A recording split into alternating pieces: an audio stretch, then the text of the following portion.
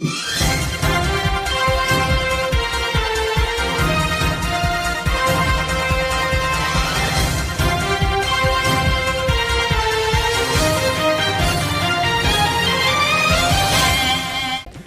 नगरपालिका निवडणुकीसाठी यावेळी दोन्ही राजेंचे मनोमिलन पाहायला मिळत आहे।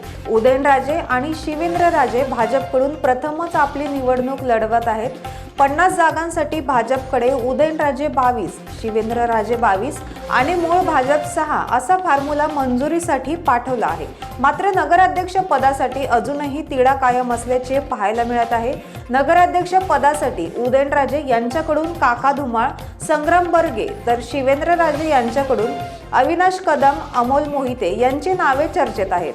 जो काही फॉर्म्युला ठरेल त्यासाठी दोन्ही राजे एकत्र उमेदवारी अर्ज दाखल करणार आहेत। याविषयीचा आढावा घेतला आहे आमचे प्रतिनिधी सचिन साप्ते यांनी।